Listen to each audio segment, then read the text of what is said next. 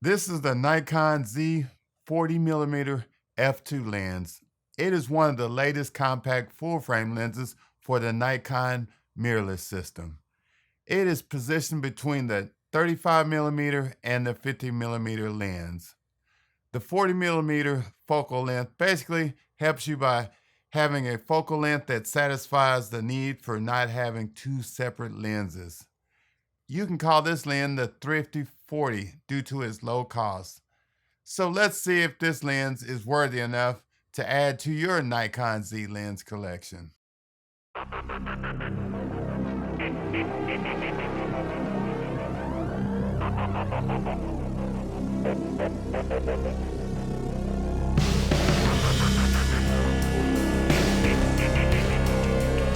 How's it going today? My name is Vaughn. Welcome back to my channel. Today we're going to look at the Nikon Z 40mm f2 lens. This is not a Nikon sponsor review. I paid for this compact lens with my own money. So the opinions in this video are my own. First, to start out this video, let's start with the lens specs. The focal length is 40mm. The aperture blade it has 9 aperture blades. The aperture is f2 to f16. It has 6 elements in 4 groups. It has a super integrated coating, which helps with lens flare. It is weather sealed. It has a minimum focal distance of 11.4 inches or 29 centimeters.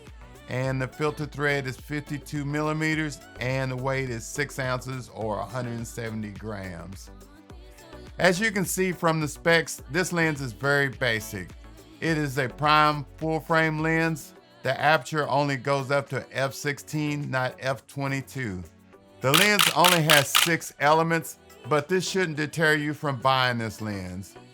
The images from this lens are amazing and incredibly sharp for a lens in this price range. There will be an image quality test later in the video where you can help judge the image quality. Now it's a step down from the S lenses, but you're not paying an S lens price.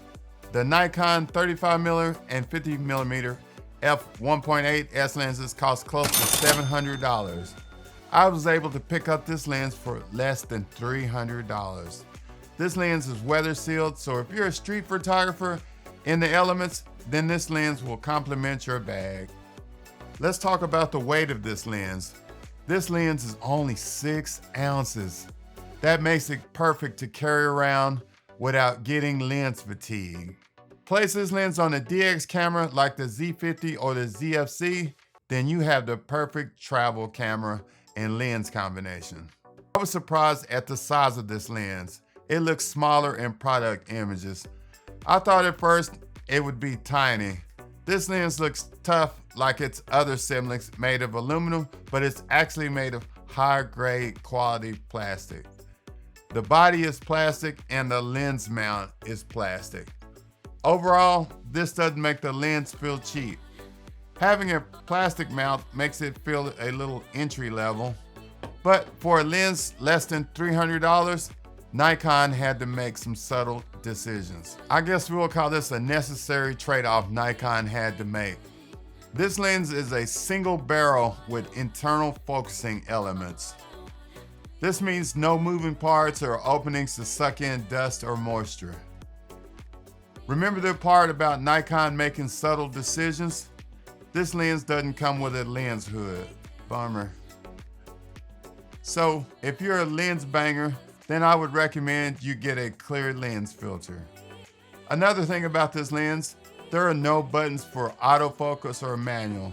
Just use the focal ring to adjust manually. The focus ring is smooth. This lens autofocus is snappy in low light. See how it reacquires focus? It works great with the iDetect autofocus. The autofocus motor is quiet and smooth. No one will even notice you're in the room with this lens. The minimum focal distance is 11.4 inches or 29 centimeters. This seems close, but there is a trade-off. When shooting up close, you will lose some sharpness. This lens is added sharpness when stopped down a stop or two. At the center, the lens is the sharpest. At f2, it's sharp, but the edges are soft. At f2.8, it gets better, and f4, it gets sharper even more. At f16, the image gets softer due to diffraction. So to try and compete with its S-line siblings with more elements in the lens sacrifices edge and corner sharpness. The bokeh for this lens uses a different profile. If you want some nice bokeh, then this lens will work for you.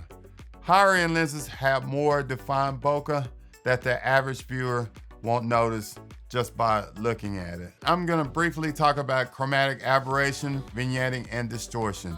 The lens has a built-in profile correction, so these things are cleaned up for you. All these things can be fixed in your photo editing software if you need to make more adjustments to the profile. I purchased this lens to have a consistent focal length of 40 millimeters and a minimum f-stop of f2 for my YouTube videos. This is how it performs with fast-moving subjects. I'm using dynamic area focus to focus on the skateboarder. The video looks good for a budget lens. As far as focus breathing goes, this lens has a minimum amount. Is this a professional lens? No. Would I prefer another lens over this lens? Not at the price. The cool thing about it all, I got this box.